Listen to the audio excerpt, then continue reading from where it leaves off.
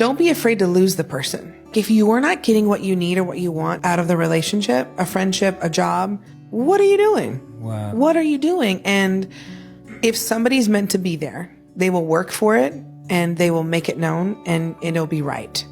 And so don't be afraid to lose the person.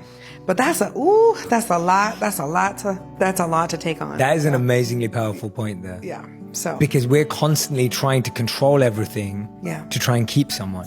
Yeah. That's actually, we're constantly doing the opposite of what you just said. Right. We're constantly trying to figure out, okay, what do I do to keep that person? Not recognizing that you lose yourself in the other process of trying to keep that person. And then who are you? Yeah. And then you're unhappy and then you're resentful of yourself and the other person. So you're damned. Yeah. You got to start over.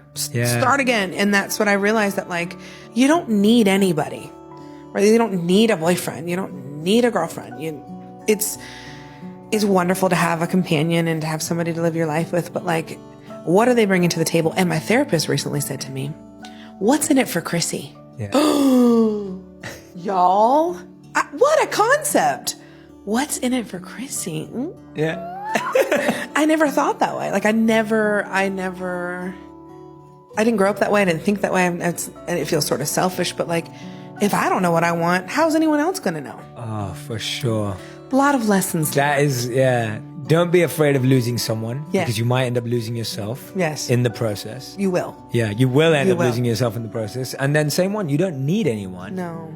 And you're so right that we're actually not good at communicating to people what we want. Yeah. But we expect everyone to be mind readers and figure out what we want. And that's so hard because it's like, if I know I like something, it's like, how do you feel valued? Right? Like that's such an important question because I feel we all feel valued and seen differently. Right. Like how do you feel valued and how can someone express that value to you? Right. It's a very simple thing, but it can be complex if you haven't thought it through. Well, the 5 love languages. Yes. Okay, if I love quality time and my boyfriend happens to love acts of service, I can't love him in quality time. No. He wants acts of service. Absolutely. So there's a disconnect. Totally. And so it took me a minute. Like, I'm still learning. Yeah. Be very clear. I'm still learning, work in progress. But like, I have to do the things that he likes, you know, and hopefully vice versa. Correct. But that's such a simple but